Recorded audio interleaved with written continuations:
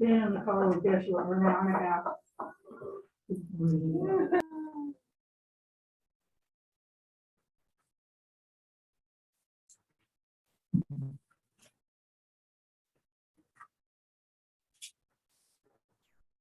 Bye.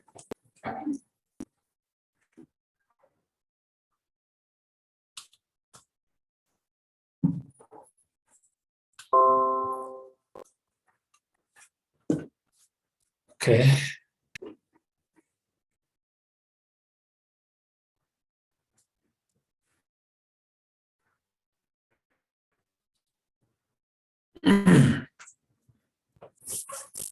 So again, good evening, everyone.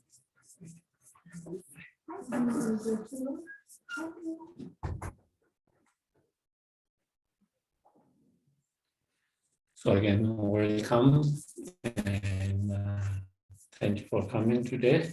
And we can start with short mindful breathing exercise for a few moments to quiet our mind and to bring our mind in moment present.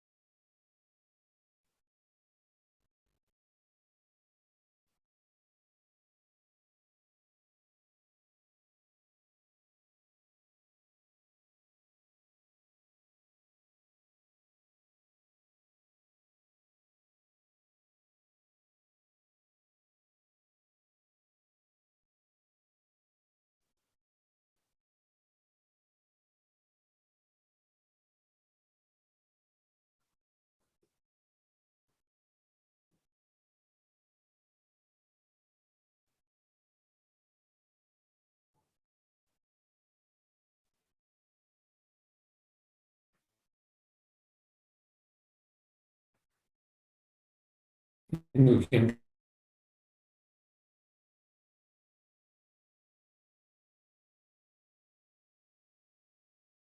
try to have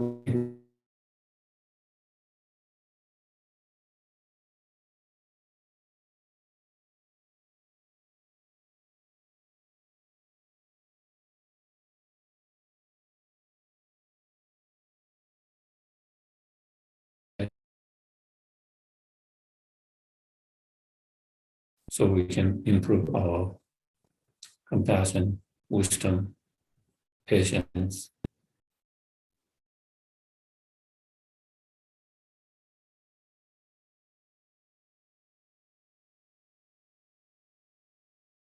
And may it be a cause and condition to cultivate all the spiritual realizations of the gradual path.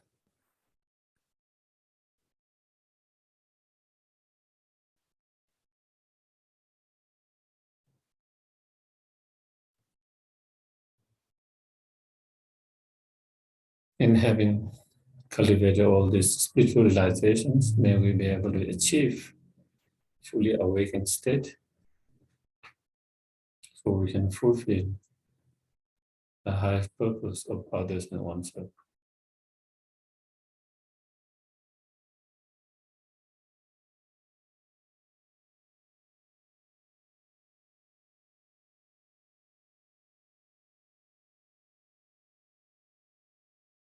Okay. For our opening prayers tonight, we'll start on page 73 in your prayer book with praise to Shakyamuni Buddha 3 times in English.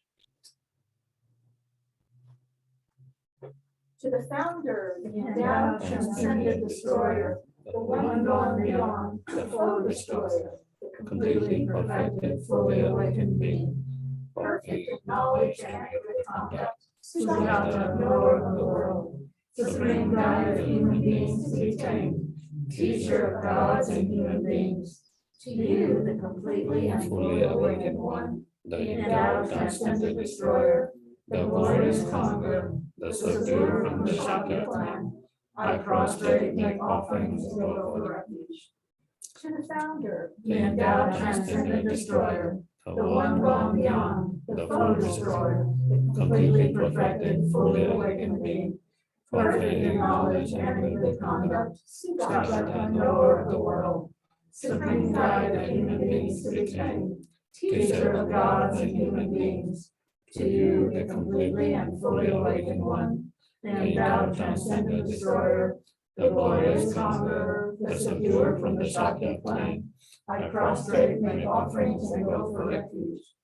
To the founder, the endowed transcendent destroyer, the one gone beyond, the foe destroyer, the completely perfected, fully awakened being, perfect in knowledge and in good conduct, Sugata, knower of the world, supreme guide of human beings to be trained, teacher of gods and human beings, to you, the completely and fully awakened one, the endowed transcendent destroyer, the glorious conqueror, the subduer from the Shakya clan, I prostrate, make offerings, and go for refuge. And on page 97, we'll do the short mandala offering one time in Tibetan.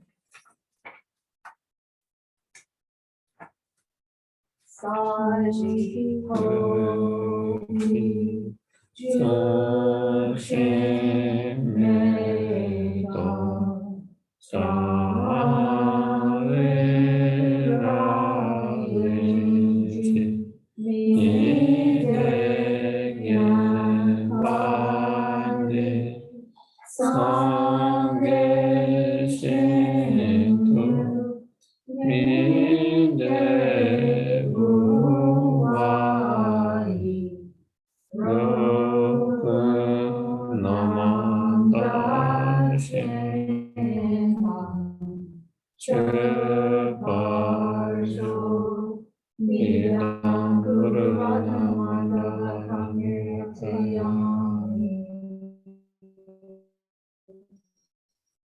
And then we'll do the refuge and bodhicitta before the teaching, once in English, twice in Tibetan.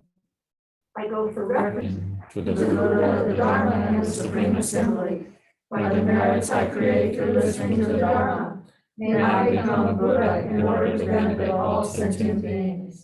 Sangye chodan toge chonam la chanchu batu dane gyatsuchi. Dage choja gebe sonami, dola penje sangye duvasho. Sangye chodani gyatsuchi, dage choja gebe sonami, dola penje sangye duvasho.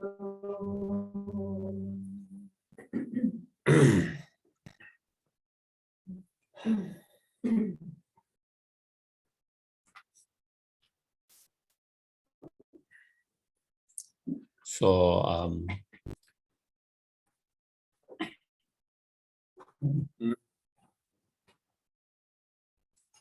and so far we have kind of discussed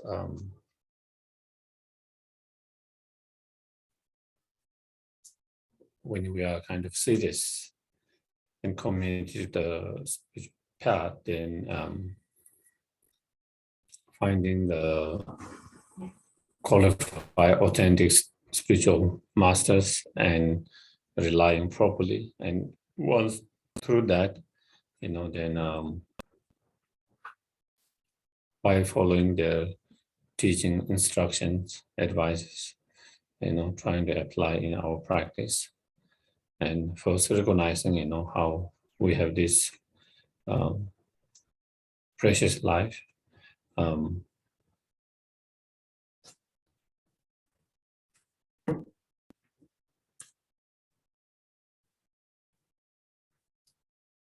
That we have precious life.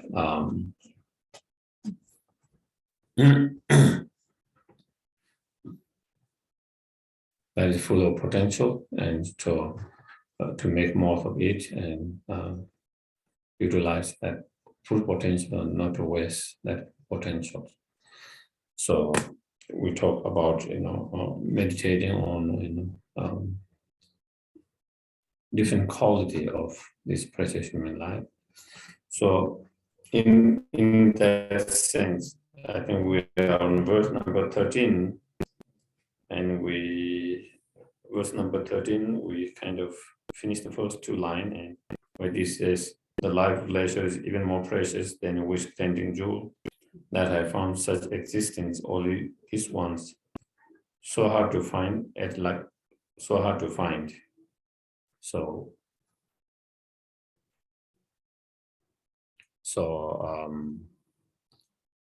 it shows not only this is,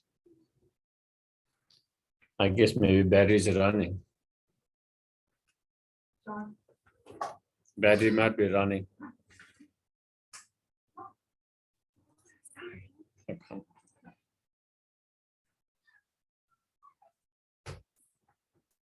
So not only this life is precious, but with full of potential, but is rare and hard to find, again and again. And then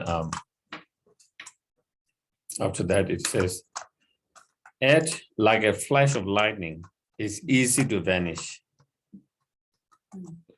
Contemplate these situations is a vital to realize that all mundane pursuits are like empty grain husks floating in the wind, and that we must exert the essence of human existence. I, the yogi, have practiced in this manner. You who aspire for liberation too should do likewise." So here the advice is, while we are recognizing this precious human life, which is rare, which I found now, but it does not last forever, as it is like flash of lightning, so here, contemplating, meditating, impermanence in general, especially the dead impermanent of our life,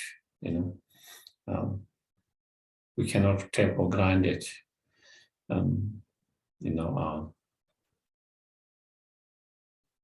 if we meditate on the impermanent of our life, and if we recognize, if we have this awareness or realizations that death will come one day, and not only it will come one day, it could come anytime. If we are more aware of that, then each moment we will make our life more meaningful, more spiritual, more meaningful, because that is what we want, so with that awareness, it helps us to inspire us to practice our spiritual path to become better persons. It inspires, and when we do try to practice the Dharma, it makes our practice more pure. It helps us to practice the Dharma more purely, without being deluded by the mundane pursuit or worldly concerns. But when we do practice, it becomes more pure. So that meditations become very, very helpful and powerful, as well as this meditation can help us to reduce our anger, resentment, hateful feelings towards others, as well as strong attachment or desire towards any objects. So this meditation can be extremely powerful, and to stop the distractions, to stop the distraction towards worldly or mundane pursuit or concerns.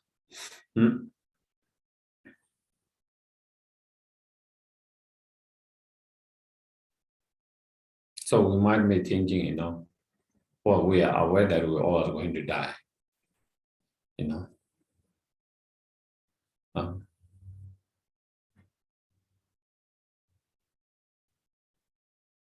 So why we need to meditate on that? We all are aware that we are going to die one day. So what is the point of meditating on that?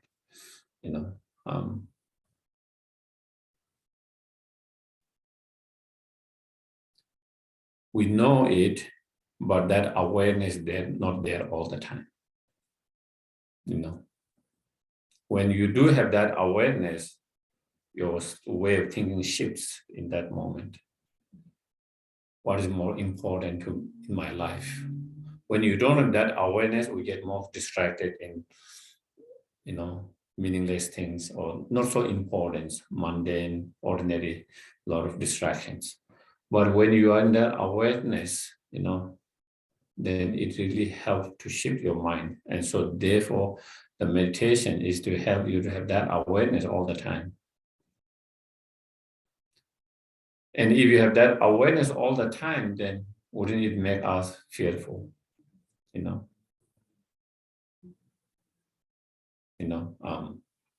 First of all, I would like to discuss, there can be two kinds of fear, unhealthy fear and healthy fear. Maybe I might say that. Unhealthy fear is the fear of dying. This is ordinary fear. You can't do anything about it. Why get fear about it? Because we all have to face that anyway. No one can stop the death. Since we cannot stop it, being fearful of that you cannot stop is unnecessary. It's just an ordinary fear that we cannot do anything. We don't need that fear. That is not. But there could be another fear, the fear of dying without being utilized this human life in a good way. That fear is healthy because you have that fear, it helps you to make your life more meaningful while you are still alive. So when the death comes, you don't have any regret. When you look back at your life, you have make your life meaningful, most of it. So there is no regret, there is no fear about it because you have used your life in a good way. So because that fear helps you to direct in the right direction, it is healthy. It's like, the fear of your health kind of help you not to abuse substances, whether it's alcohol or whether it's a drug or whether it's smoking too much, all of that. Because if you do too much of that, that can have your health, it can destroy. So because that fears, some people are able to stop that from doing that. And that is good because they are able to stop from something being destroying your own health, your own body, because there is something it can be done. So that kind of fear is a positive, healthy fear, I would say. And on the other hand, the fear of just dying itself is unhealthy because you can't do anything about that, whether you are. And so, so the purpose of meditating is not to develop that unhealthy fear. Okay, we don't want, but instead, through that meditation, we begin to accept this is part of our life. It's a natural process. It's a natural process that we all go through. And through that acceptance, you have less fear over that.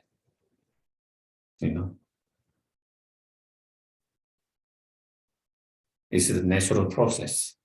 Any plant that grows, it will decay one day. Same, any beings, whether it's human beings, animal, they come into existence and then they die. And so it's just kind of the natural process, and just being aware, accepting that can be. It's just the way it is. It's just natural. It's not something that's happening to me. It is just way it is for everyone. Every sentient beings. So when we are able to recognize that, when you're able to accept it, it becomes less and less fearful of that. Milarepa said, due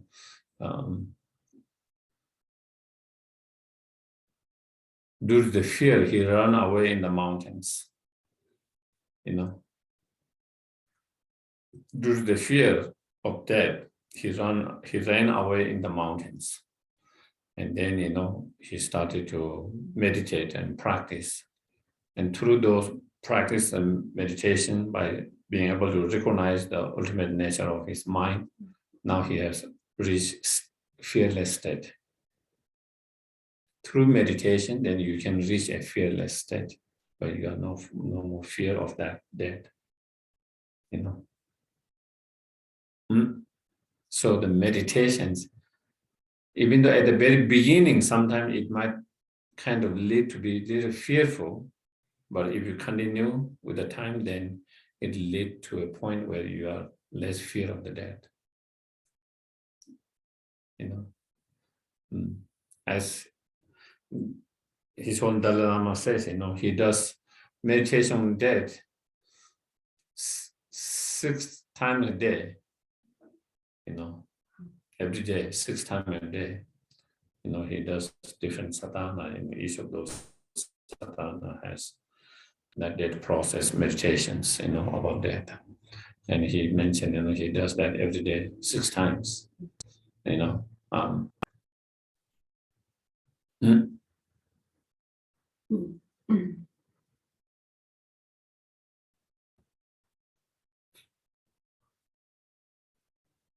So there are many different meditation on the death, There is a meditation on death process in terms of dissolutions. When we die, what different state we go through, so that we are more aware of that, what might be coming next, you are aware of in terms of external changes, in terms of internal signs, mental signs, visions, different vision we want to go through. There's one kind of that meditation as well. There is a meditations, of, kind of what we call as 9 points of meditation on that, so, 3 root and 9 points, so in that sense, first of all, in 3 root, meditating on that is first meditating on that is sudden, definite, no matter how powerful you are, no matter how healthy you are, no matter how rich you are, no matter how much education you have, nothing can stop. We all have to face that. There is no difference. Educated, uneducated, rich, poor, healthy, unhealthy, and there's no place to escape that. There's no place where we can escape the death. You can go to the moons, Mars, Juniper, we all have to face. There's no place in this world, not in this planet, we all have to face. That is the fact, that is the reality. The more you are able to accept the fact reality, the less fear you have facing that. The more you are able to accept that is the reality fact, the less fear you have facing that when it comes.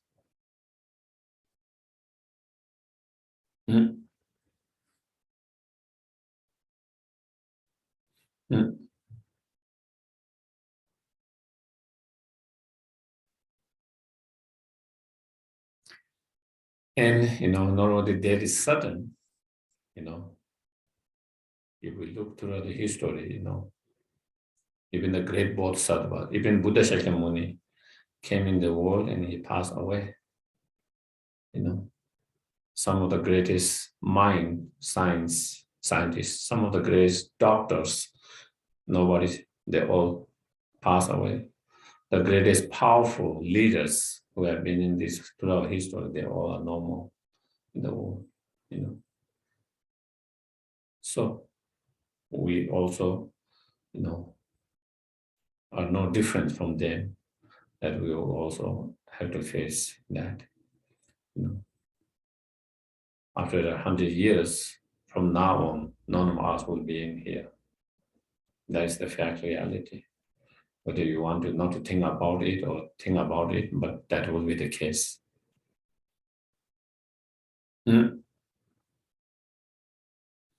No, so that is certain that it will come. I think we have some awareness, even though the awareness is not there all the time. Even though awareness there not all the time, but we do have some awareness on the backside, from backside. Then second is, the time of day is so uncertain. That is where we always feel we have time on our side. We know that it's coming, but we always feel not this year. Yeah. Not this month, not this week, definitely not today. That is how we feel. Even someone who have been lying on the bed, which might be their last day, still they are feeling today is not the day. They are still hoping to make one more day, one more week, one more month, And because of that, because we feel, the time is on our side, because we feel, it's going to come, but it's not going to come this year, this month, this week. We keep on postponing some of the very important things we want to achieve in our life.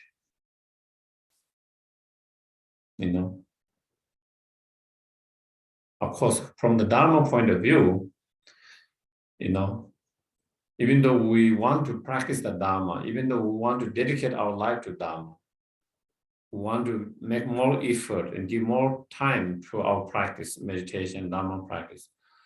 Because of that kind of,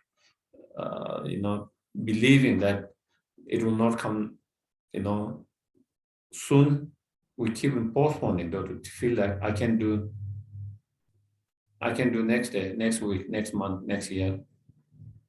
And then time goes like this. And then 10 years or decade has already passed. And you haven't been able to do what you want to do. Sometimes 2 decades has already passed and you haven't been able to do what you wanted to do. And the reason is that you want to do it, but you always thought there is a time, I will find a time for that later. And never being able to find that time.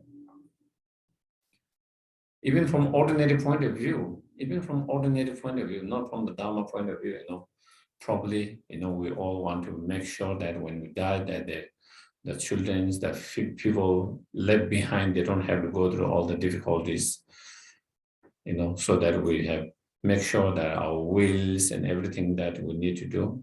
But sometimes we don't do that. We think, oh, I can take care of that next week, next month, or I can take care of next year.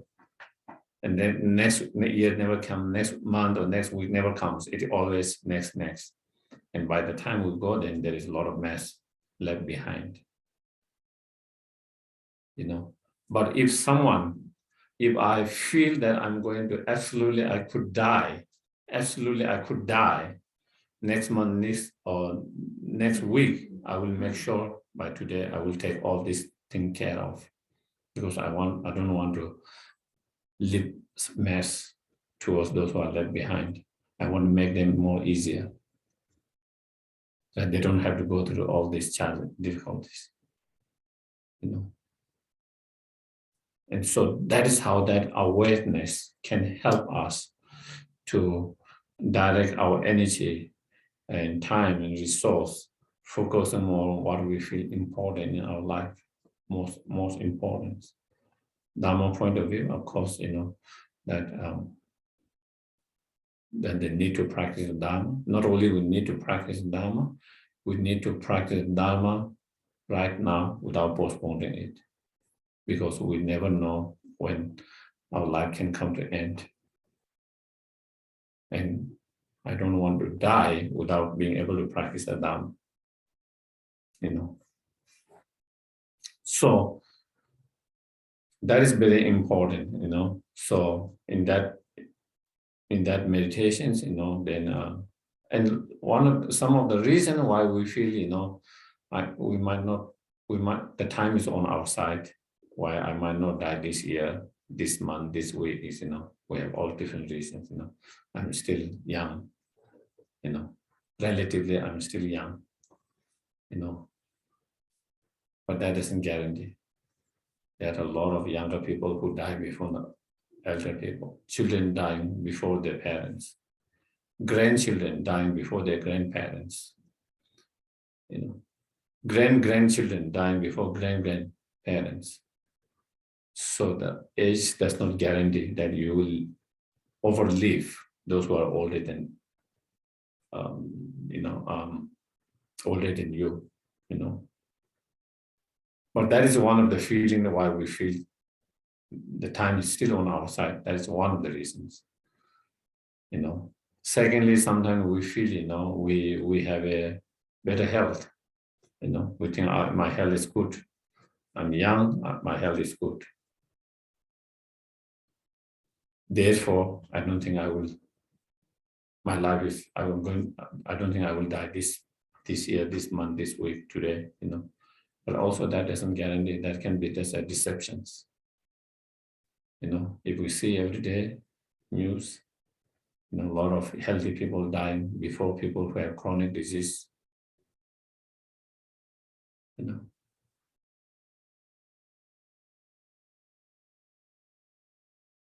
And sometimes, you go and see doctor, everything is fine, normal, everything shows normal, you feel normal. In 1 minute, we can have a stroke, heart attack, never know. Health, everything is fine and you could die from the food poisoning as well, as simple as that, or something else.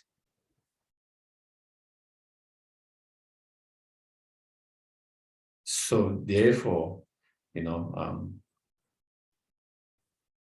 that is also that belief that we are going to have, we will be living long time or longer time because I'm healthy. That can be also very deception and deceptive. And again, sometimes we might think, age on my side, health is on my side, condition on my side. I live in a place where it is, more safe places, more safe places relatively than many other places. Like in some places now where the water is going on, in those cases, you never know, but relatively we live. So again, that can be another reason that we feel, we will have more. Again, that can be also equally deceptive. You can be bitten by any of the poisonous insect. You can have, we can have any kind of, illness can manifest any times. You can have an accident, while you're driving, not only necessarily driving, while you are in the home, you can fall down,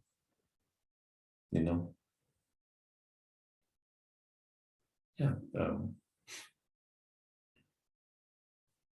One of my uncle, he passed away like that. He fall down in his toilet, and so again, healthy but fall down, and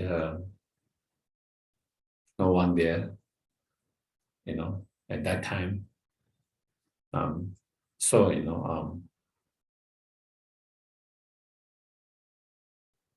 yeah, and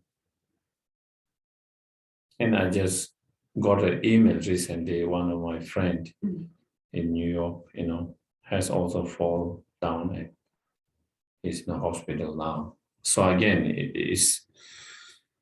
is anything can happen any moment. That can change. So with that kind of contemplation, meditations, then we try to have this awareness that end of the life or the death could come anytime, any moment. Anytime, any moment. It could come anytime, any moment. Having that awareness all the time. If I have that awareness, if we have awareness all the time, that will help us to be better persons. If I'm aware that I could die tomorrow, this might be my last day, I will try to be more kind to others. I will try to forgive for those who have, we don't want to die with all this resentment and all these negative feelings. We would rather try to go peacefully without taking care of all of that. There will be less attachment to things, When I'm planning that I will have 50 years, then I started to feel, I need this, all of this. We start to collect, accumulate a lot of things. A lot of time, we don't even need it. But in our mind, we think we need it, and we keep collecting, amassing all of that. But if we are aware, we have this awareness, I could die any moment.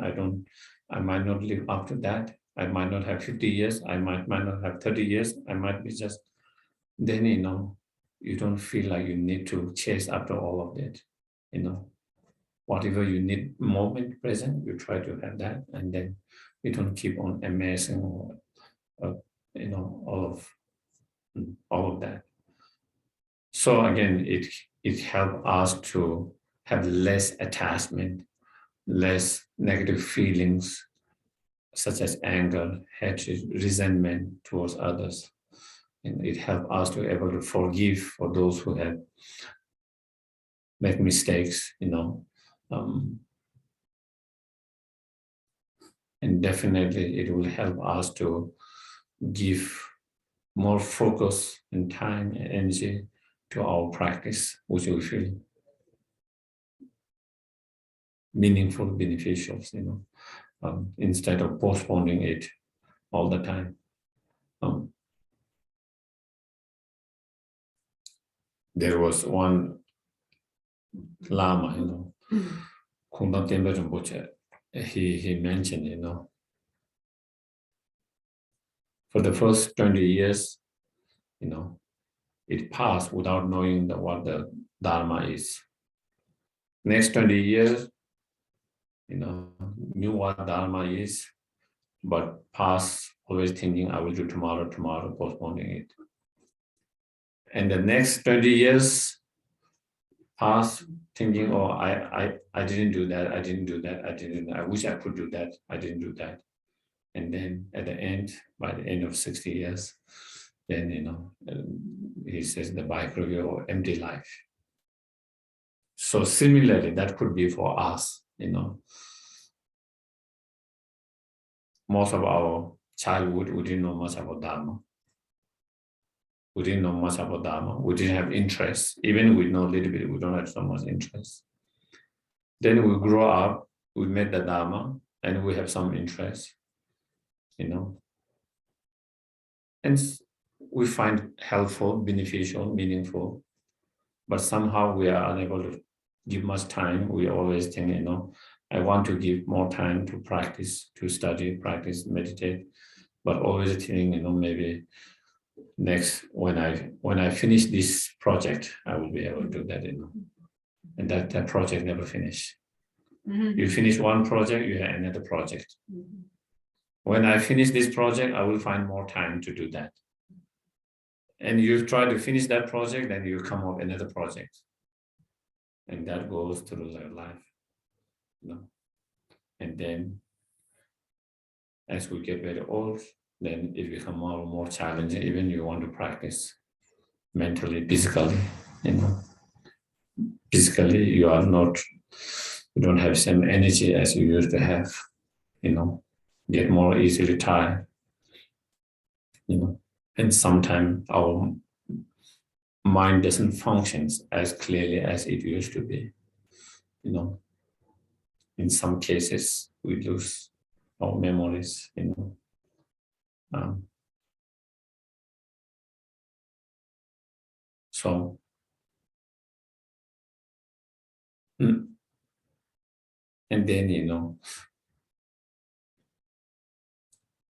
then we kind of regret, you know, a lot of things, you know, thinking I wish I could have done the practice at that time, or I shouldn't have done that project. Instead, I should have focused practice and all, and then a lot of regret and all of that, you know. So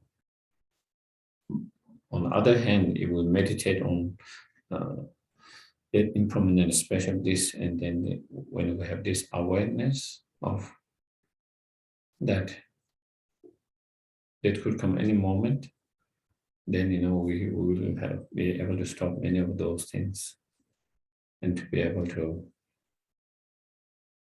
die peacefully without much regret, without much guilt, you know, with much more peace.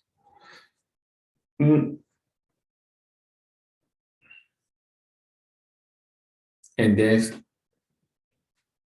so through that meditations, after you meditate on that, and that points, then you come to a kind of a conclusion, you know, I need to practice the Dharma right now without postponing as much as possible,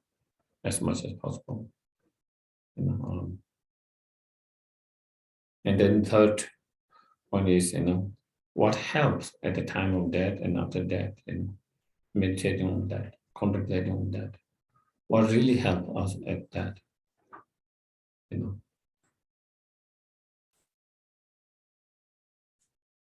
At the time and after death, what helps us at that, you know. The wealth, money doesn't help at the time of death. No matter how much wealth you have, money you have, you cannot buy you the life. You cannot, you know, you cannot bribe the dead. You cannot buy the dead, you know, neither you can take away. So as Buddha said, when you die, the king and beggar die same way, empty hand. We all go empty hand. We leave everything that we have amassed, accumulated in here, and we go empty hand. On the other hand, whatever negative karma we have created in accumulating all of that, we will be carrying all this karmic seed, negative karmic seed. You know, if we have created negative karma in process of accumulating all of that, you know. So to help and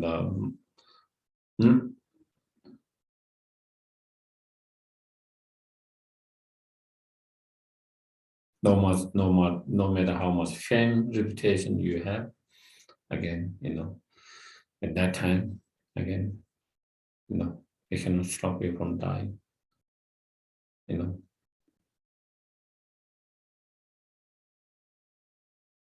No matter how many friends, family we have at that time, they cannot also do much. They cannot do much. We can be surrounded by 100 friends, families, but they cannot stop you from dying. Even as much as they want, as much as they try, they cannot. The doctors, nurse, as much as they want to keep you alive and try everything they know, still they cannot keep alive. You know. Definitely, you know, the wealth and surrounded by friends, doctors, nurse might give you a little bit physical comfort, that's all. But surrounded by families, friends, sometimes it can give rise to a lot of emotion as well,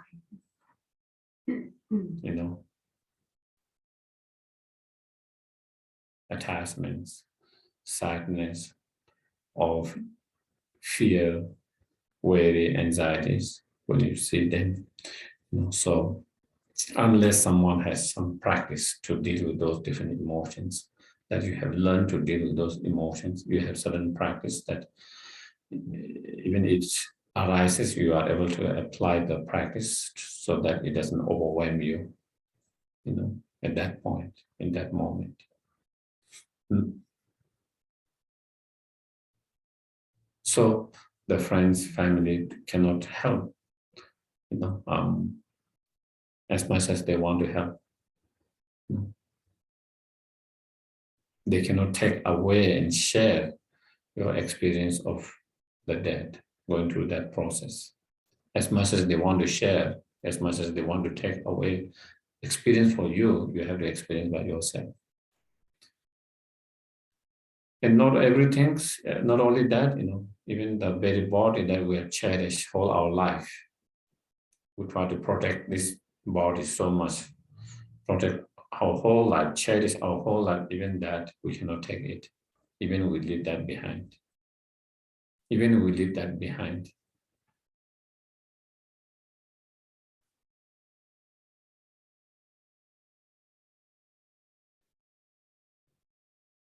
So what helps at that time is really our Dharma practice. What helps is that is really your Dharma practice. If you have a strong Dharma practice, you can have very calm, peaceful transitions. Without any fear, anxiety, grief, you can kind of pass very peacefully, joyfully. And that can be very comforting, as I said, not only for that person, but also for everyone left behind. On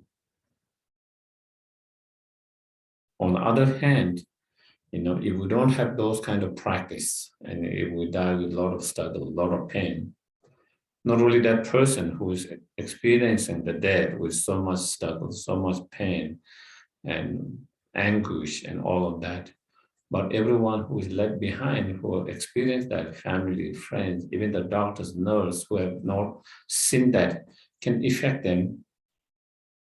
They can even have trauma from that. So our death can have a negative consequence and positive consequences for others as well, not only for oneself, but for others who are left behind.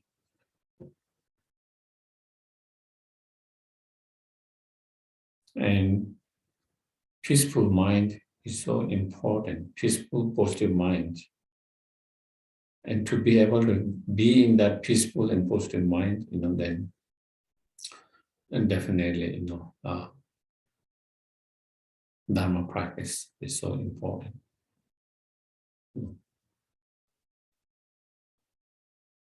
We need to have those practice skills, practice meditations that can help you to have that. So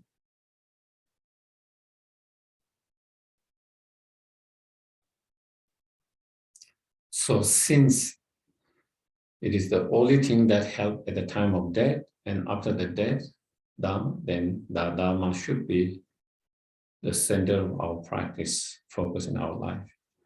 At the moment, the Dharma practice is more like hobby.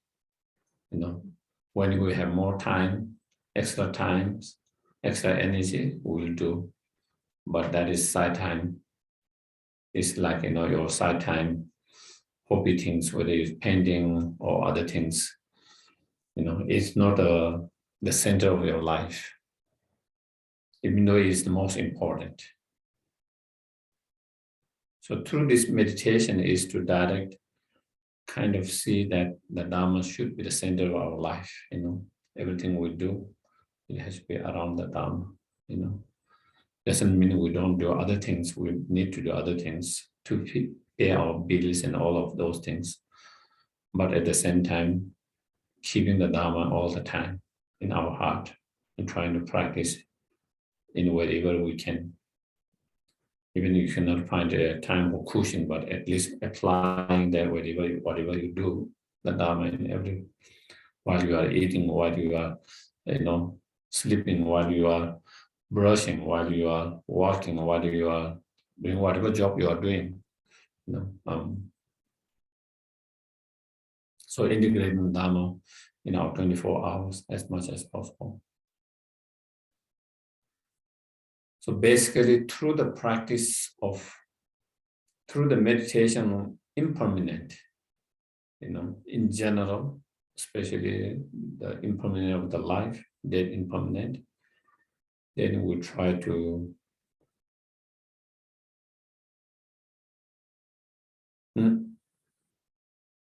let go of any kind of attachment to eight worldly concerns. Attachment to eight worldly concerns. Attachment to the wealth, attachment to reputations, attachment to the praise, attachment to the pleasant kind of feelings, and attachment to not to have those four. So that is because our life is mostly distracted by being attached to those things. We have been distracted, mostly being following those attachments to those, sometimes attachment to the wealth. Sometimes even we are not attached to wealth, we are attached to reputation, fame. Sometimes even when we are not attached to wealth and reputation, we attach to the praise, people liking us, people praising us,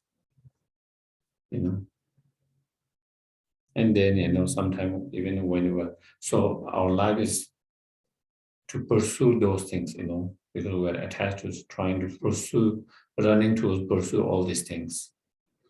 In process of that, then we cannot find time to practice the Dharma.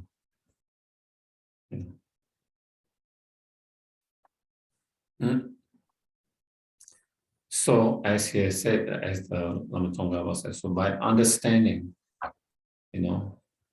all of these eight worldly concerns are like the husk of the rice, essenceless.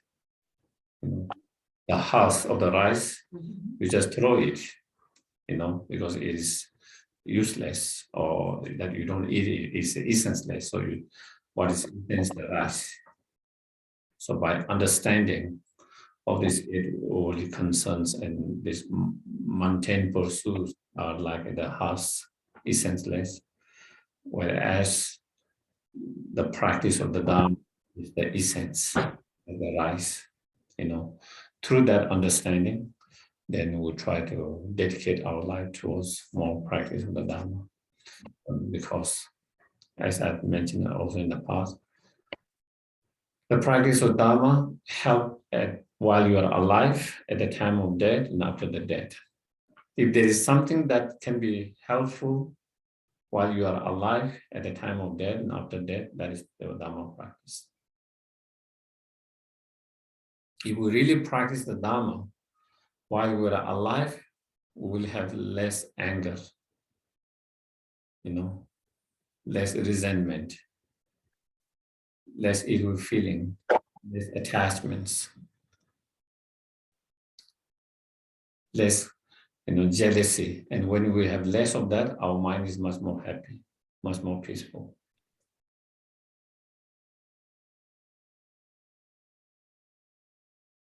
When we practice, when you really practice, we will have more,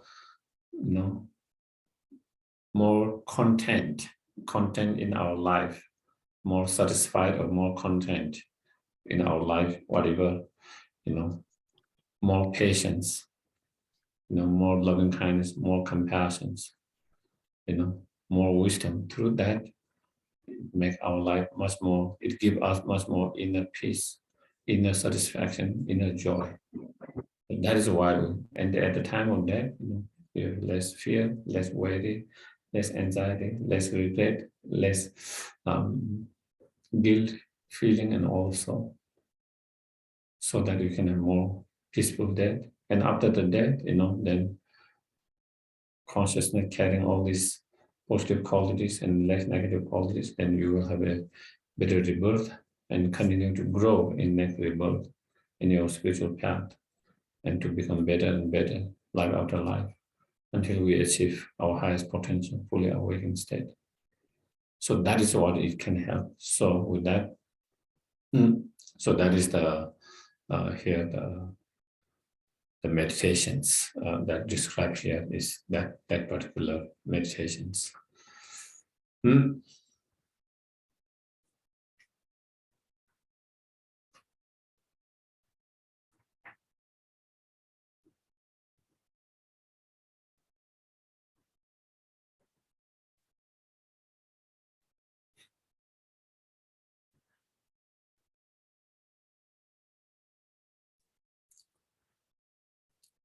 What do you think? If we think of dying every day, will our life become miserable?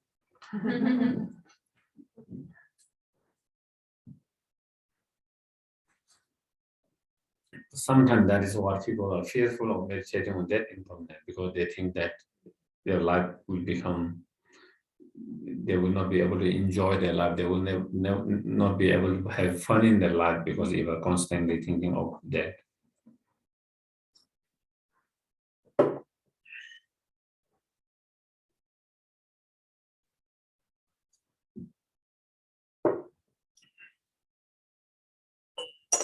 If we think of the death in an ordinary way, then that can be the case, as I mentioned before. And that's the fear of ordinary death, But as I mentioned before, that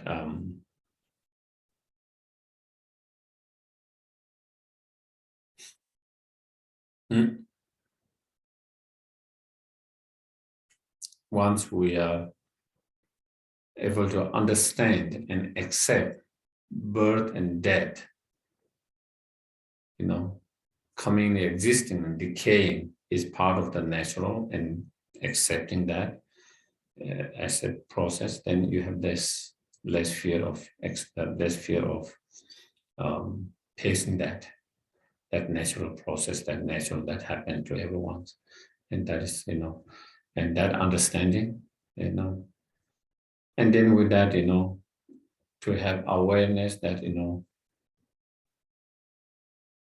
if I have this constant awareness, I could die,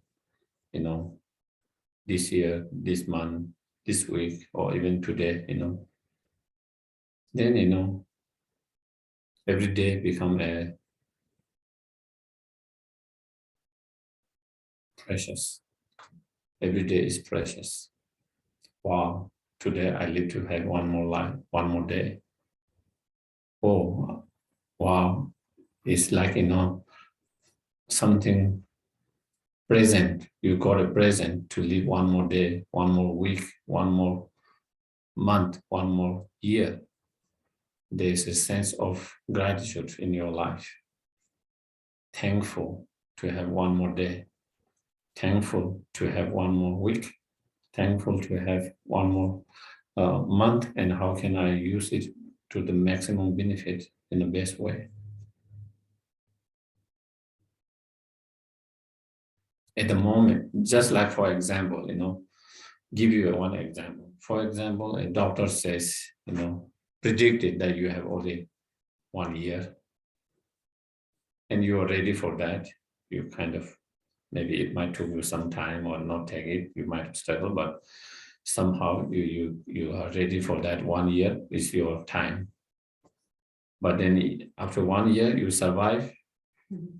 1 month, you will be so joyful, happy. Everyone expected you are gone by 1 year, and now you are still. So every moment become a precious. Every moment become a, and that can also. So it has a positive impact, not a negative impact of that awareness in your life. I think it's important for us to realize that, because I think sometimes when they begin to meditate at the very beginning, they become kind of fearful and They don't want to do that meditations, Like everything else, you have to overcome to reach the fearless state. That is why, like some people, when they are fear of height, they used to go jump from the height to overcome their fear, or do different things. They might have fear of different things, and I have fear of snakes,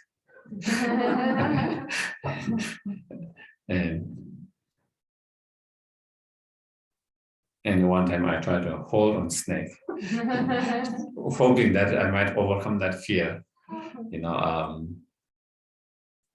and of course you do change. At the very beginning you are very fearful, but once you started to pat it, you start to hold it, then you feel, they are not as dangerous as you might have felt before. It's okay to touch them or that. So that is something like that, in order to overcome whatever fear it is, sometimes we have to go through the fear and overcome that. And same, if you don't try to do that, then you can never overcome that fear. And so if that is something that is fearful to us at the moment, then you have to do that practice meditation so that you can overcome that. Otherwise, it will become, that fear will always be there, and when the death actually comes, you will have that same fear. It's much more better now to meditate and to kind of, it's like rehearsing what is going to happen. Imagine yourself in the bed in the last moment of your life,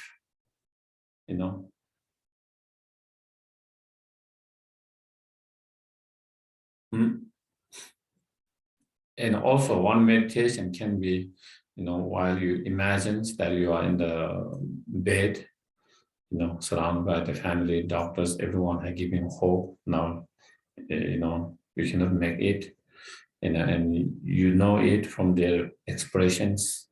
That everyone has given, even though they try to be nice, and even though they try to not say it, but through their expression, that, and in that, so in that moment, you can imagine, you can visualize, and just try to say what thought comes, what emotion arises in that moment. Even though it might not be exactly the same what you might happen, but you can have some ideas, how you feel in that moment, to leave everyone behind and reflect on your life, or your life, look at your life, what you have done, what you have not done, and looking at everyone that has been left behind, looking at them, how you feel about them, being separated from them, So just imagining and just visualizing just can help us to recognize some of the emotion that could arise at the time of death. And so if we recognize them, then we can start to work on them now, prepare on that now, so that in the future, when it really happens, then we have the tools to deal with them, so that we don't have to deal with them at that time. Because at that time, if someone teaches you the tools, it will be very hard to apply. So it is now that when we are not in that state, but still working with that. And so through that, we can try to, meditate and work on that. And as you do more and more that, then you get used to all that, and then you become more familiar with that.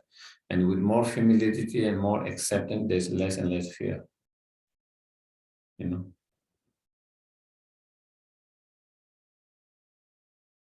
So later is like you are happening, something is happening that you have already meditated so many times. You are so familiar with that happening. So it is not something like shock or unprepared, sudden, and that way you might become panic and doesn't know how to handle it. And so therefore, even at the very beginning, even there might be little fear at the very beginning, we have to do the practice meditations to overcome the fear. And and to prepare ourselves and learn the tools, how to deal with different emotion that could manifest at that time.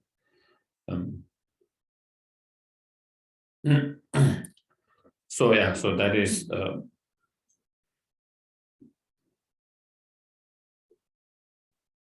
next verse number 15 is,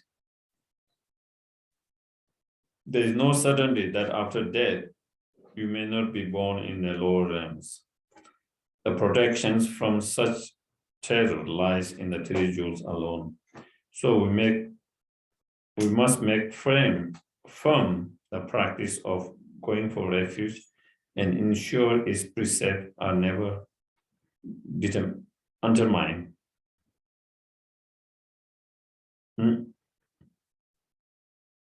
So here, from Buddhist point of view, life does not stop after the death. The life continues. Our consciousness continue taking new form of life.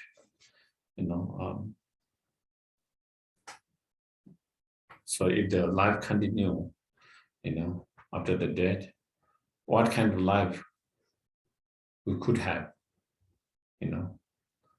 Basically, from Buddhist point of view, there are six within the samsara. There are six type of lives, realms of beings, and three lower realms, lower rebirth, and three high rebirth, three high, and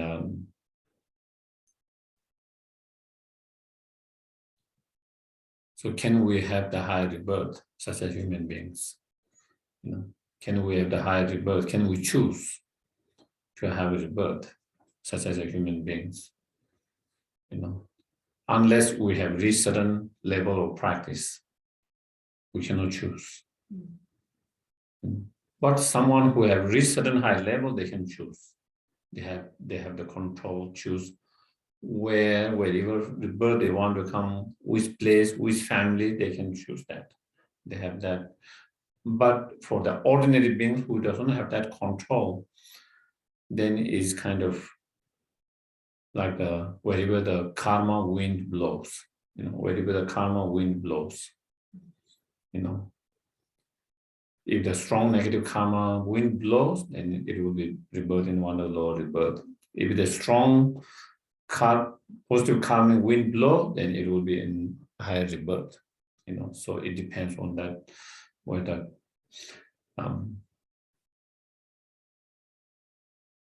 so. And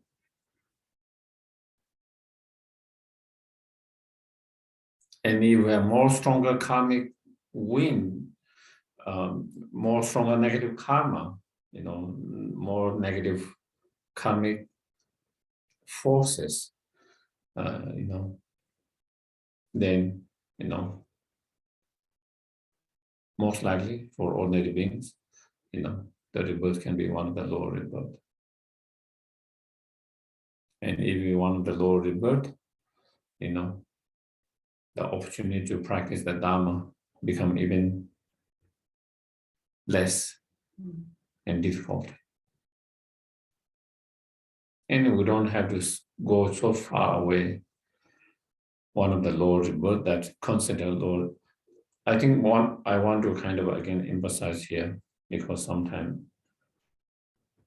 the word can, when we say lower rebirth, we are not putting their birth as a down, that we are superior, they are lower. Okay. Here, lower rebirth means the opportunity to practice Dharma is less. From that point of view, is a lower. Okay. They have less opportunity or potential to condition to practice the Dharma. And in that case, we can look at animals. That is supposed to be one of the lower rebirth. We can see,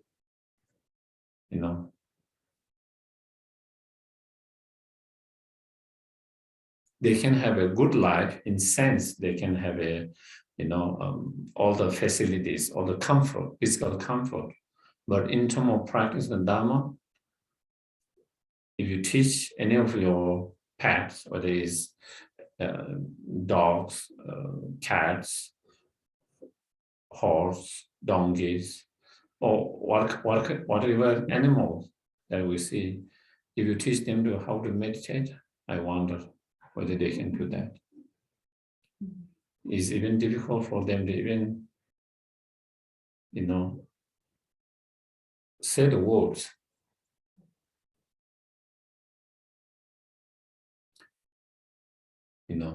Even though I've seen some dogs, I've seen one dog who can say Om Ahum very clearly. I had one friend, he was from Canada, and I think he moved to Canada, and he has two dogs, and one dog, the other dog cannot say, he taught both, but one can say How Pum, and he taught him also Om Mani Padme, but it was too long. Like that, He can make a little bit kind of similar, but he cannot make exactly his sounds because it's too long for him. But three Om Ahum was enough for him to make that sound. I think that was the first dog that I saw in terms of the reciting mantra. But of course, you see other dogs and honor teach them to prostrate or do like that, But they physically they can do that. But in terms of understanding what Om Ahum means and really contemplating on that is hard to teach and it's hard for them to do. So with that, you can know. Even some of them very intelligent. They have intelligence in different ways. They have their own intelligence. Absolutely, some of them extremely intelligent and very sensitive, But when it comes to really contemplating, meditation is more contemplating on that, with the reasoning and all of that, then it's very hard. It's extremely rare, for them to ever do that. So with that we can recognize, because Dharma practice is not just prostrating or just putting hand together or reciting something. It's more of working with your mind. Yes, please. Geshe, but if you take a dog and have a High Lama give a blessing on him, does he get the benefits of that blessing? Yes, definitely, they do get some blessings, and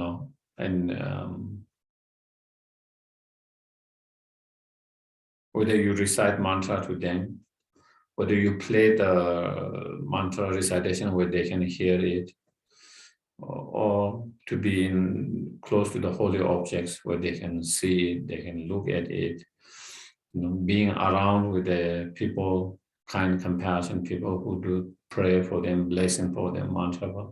They do have a positive impact. They could help them. Definitely, there's no doubt that.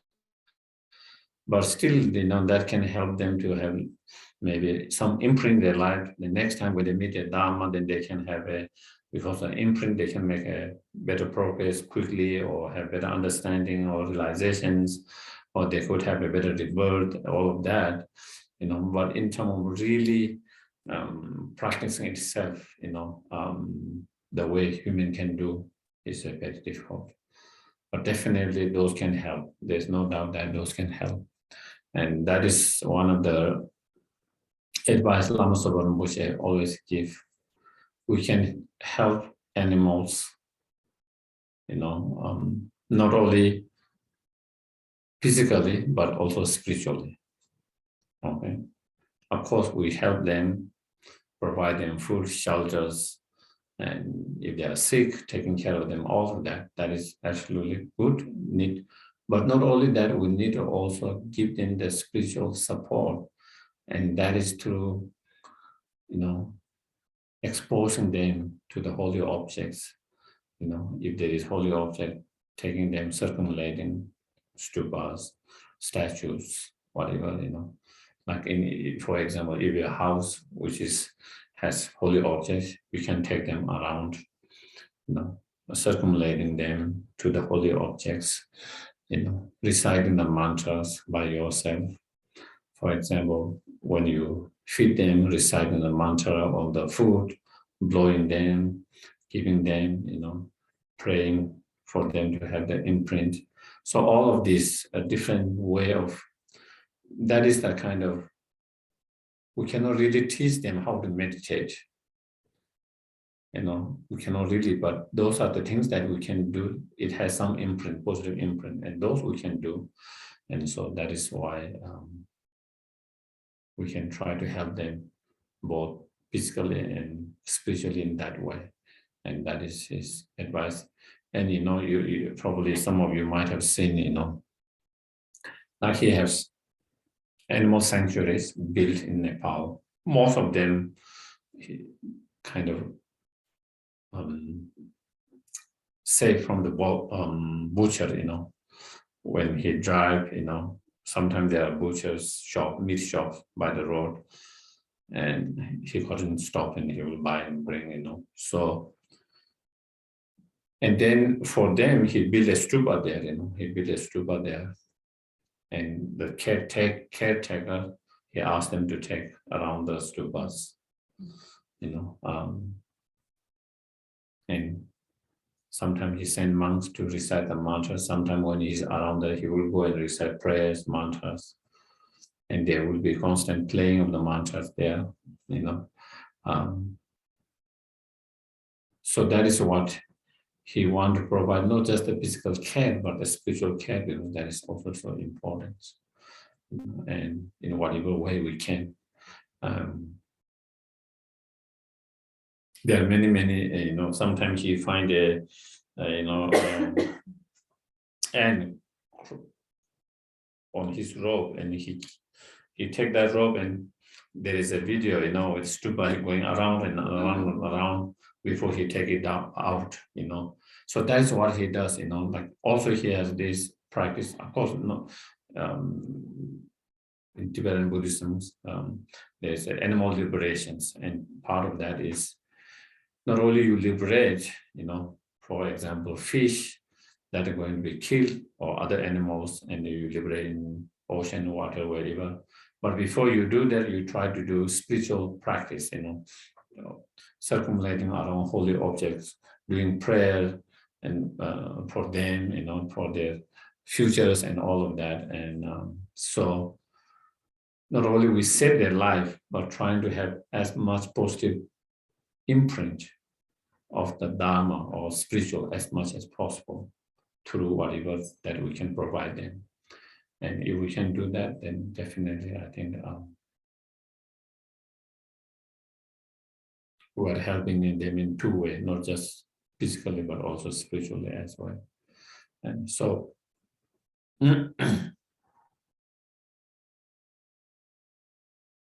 so yeah, we're talking about, if because we're talking about law rebirth, yeah. Because sometimes we have this notion, when you don't understand the full meaning, then when we think of low rebirth, high rebirth, it seems like we are being arrogant, we are superior, and they are kind of inferior. It's more to do with the condition, the opportunity to practice the Dharma. They have less opportunity, we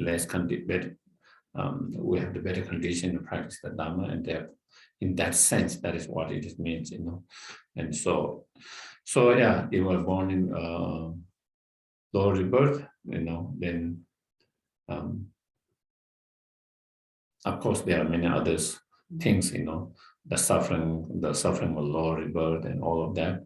But I think mainly, the opportunity to practice the Dhamma become less and less and minimum, and less opportunity to practice Dhamma means it takes longer time to you get out of that and to spiritually grow and achieve your full potentials, and to be more and more in samsara, more longer time in samsara and sufferings. So since that's the case, then we don't want to be born in a lower rebirth. even as an animal, even the most beautiful animal. Sometimes when we don't understand that, then we think, oh, I would like to come as an eagle, or I would like to come as that beautiful bird, or whale, or whatever, dolphin. Some of, different people are attracted to different animals. And sometimes you wish, I would like to come as that animal. Sometimes we feel like we are fed up with human beings. Okay. We have allergy to human beings. Okay. And then we find, oh, I would like to come as that animal. The problem is, even though it might be very attractive, even though it might be not as bad as some bad human beings. Okay. But to practice Dharma, you don't have that opportunity. You have best opportunity to practice Dharma coming as a human beings. And therefore, then, we make the intention to come as human beings so that we can continue to practice, continue to progress in our path. I think it is important to set the intentions. Even though still we don't have the full control, as I mentioned, unless you have reached certain path, certain realization, you have control. Even though ordinary beings do not have control, but still setting up intention is very important. That can have an impact. What kind of family you want to come, where and what kind of family, having that intentions, setting up that intentions. Like everything's intentions is the beginning point for everything's, And so here also, setting up that kind of intention, and then whatever practice we do, and then dedicating towards that can be helpful factors, beneficial factors. So it is good to set the intention to be, let's say, to be born as a human being and as an animal, no matter how cute that looks. If you really are interested in continuing your spiritual path, your Dharma, So okay.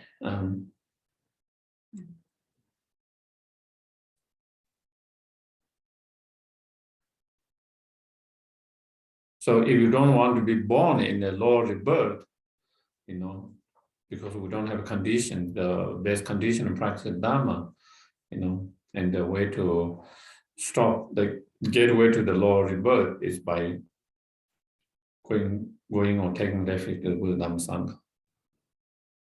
Okay. So I think we'll discuss more next time. So yeah. Any questions, comments?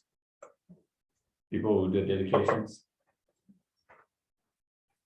Does anyone has any questions, comments from our discussions today? Yes, please. I was thinking about how, this idea of meditating, every day on your death and pretending in a way that you're there and doing that. It's almost like it's what actors do. Actors play the part of people who are dying and, and really take on those feelings and sometimes do it night after night after night in a play. Or in some episode, and you really are taking on the feelings when you do that. You're pretending, and it doesn't have to.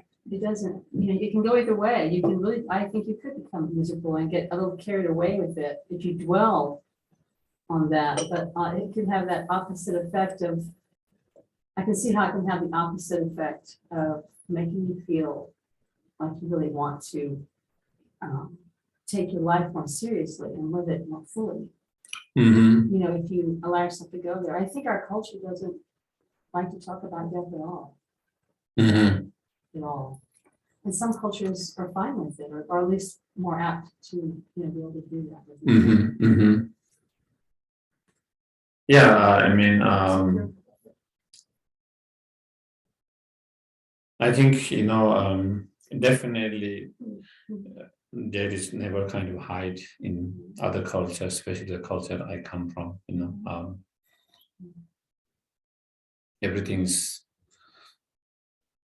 now things are changing, the influence of the other cultures are coming, and but in the old times, bodies are kind of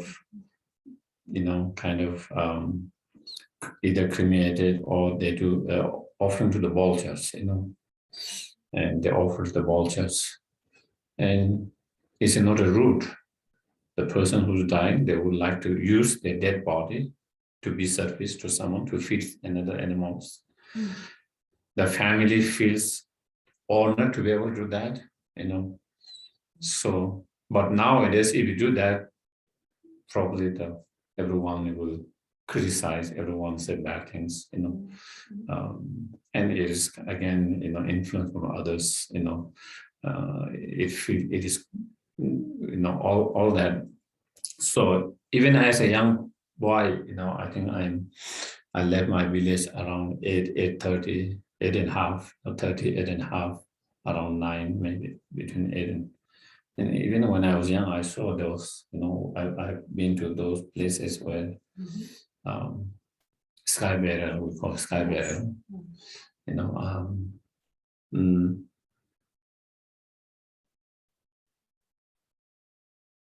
so so there is never kind of hide, or trying to hide it, it is spoken, it's discussed, and is more kind of natural, whatever it is, not trying to fake it, that is what it is, and you see what as it is. Yeah. So, but I guess again, yeah, as I mentioned, it's even it is kind of changing a little bit among the younger generations. The younger generation has more influence from outside. And they have less influence of the older culture and older their own spiritual path, so you could say unfortunate or not, there might be different views, but that is the situations, yeah. Okay, we can do the dedications.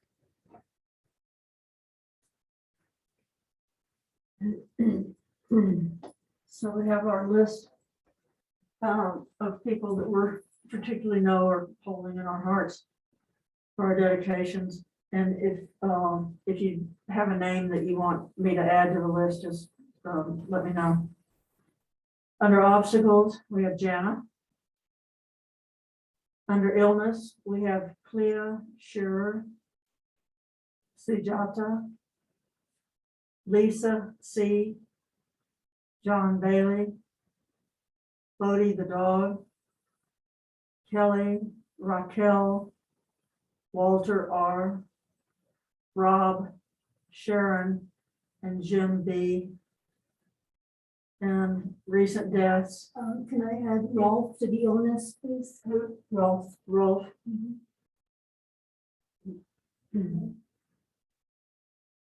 And who died in the last 49 days. We have Queen Elizabeth II, Frankie, the beloved dog, and there have been 2 women in Taos that have been killed quite recently.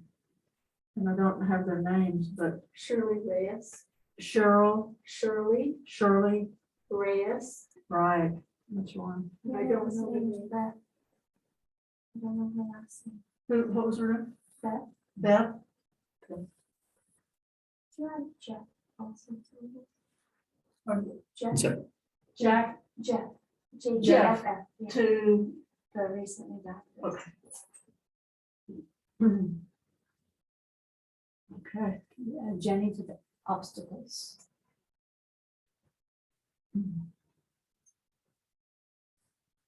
Okay. All right. On page 235 in your prayer book, we'll do the first two general dedication prayers in Tibetan.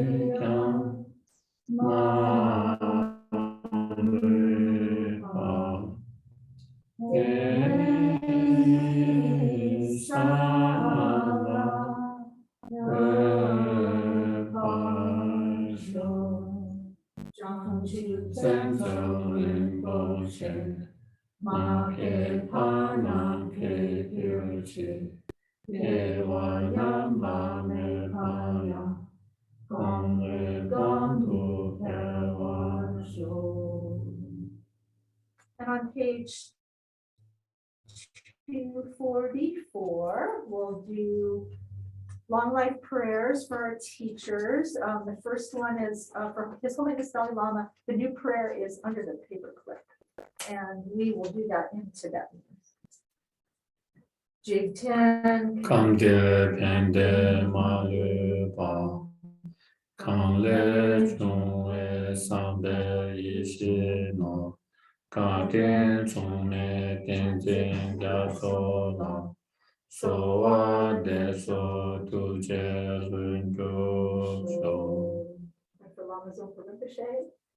To so Chang xin chang gun dia we, ten zin yong pe we kun su to po zi, cho sung ku we le mo tu tu, a da so du je gun du sha ten shu.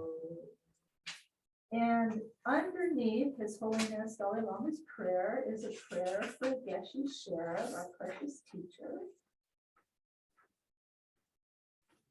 Beloved teacher, leading your students toward wisdom and compassion, explaining through exacting discernment the steps of the graduated path. You are the unequal guide. Please live a long and stable life. And our last prayer is on page 282. And that is for Osohita, Lama Yeshe's reincarnation, the first paragraph in English. Venerable One, to you whose kindness exceeds that of all the conquerors, for those wanderers in far-off places, especially the West, mindful of your love and concern for us, intentionally descending again into the family of a far-distant land, we make this request. O Lama, please live long. May our venerable Lama's lives be firm, their high divine actions spread in the 10 directions, and the torch of Losang's teachings, dispelling the darkness of the three worlds beings, always remain. In all future lives, may we never be parted from the perfect lamas and pure ways of the Dharma. May we gain every experience of the path and stages, and quickly attain the stage of diamond knowledge. Thank you very much, everyone. Thank you. Thank you. Thank you, Geshe.